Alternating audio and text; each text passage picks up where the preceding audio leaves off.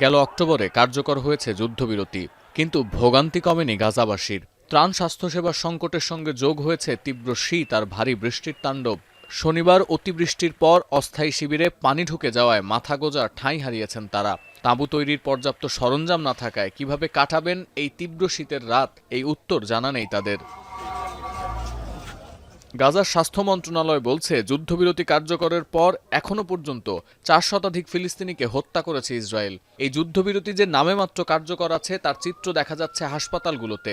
শুক্রবার থেকে শনিবার রাত পর্যন্ত সেখানে জমা হয়েছে ২৯ জনের মরদেহ, যা চাপা পড়েছিল ধ্বংসস্তূপে। এমন পরিস্থিতিতে সোমবার যুক্তরাষ্ট্রের ফ্লোরিডায় ট্রাম্পের সঙ্গে বৈঠক করবেন নেতানিয়াহু। আলোচনা হবে যুদ্ধবিরতির দ্বিতীয় ধাপ কার্যকর প্রসঙ্গে। যদিও নিজ দেশে এবার ভিন্ন কারণে চাপের মুখে পড়েছেন ইসরায়েলি প্রধানমন্ত্রী। ২০২৩ সালের ৭ অক্টোবর চালানো হামলা নিয়ে একটি নিরপেক্ষ আন্তর্জাতিক তদন্তের অনুমতি দিতে ইসরায়েলের প্রতি আহ্বান জানায় হামাস।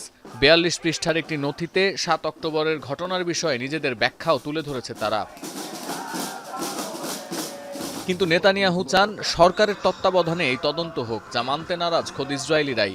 এই ইস্যুতে শনিবার তেল আবিবে তীব্র প্রতিবাদ সমাবেশ করেছেন তারা। বিক্ষোভকারীরা বলেন, পুরো ঘটনায় নেতানিয়াহু প্রশাসনের দায় ছিল কিনা, কিংবা এই হামলা প্রতিহত করার কোনো সুযোগ ছিল কিনা, তদন্তের মাধ্যমে এসব প্রশ্ন পরিষ্কার হওয়া প্রয়োজন। Inquiry committee will be held and will find the accountable and the people that are responsible for the aftermath of October 7th. I am here demonstrating against the Israeli government for refusing to conduct a state commission of inquiry.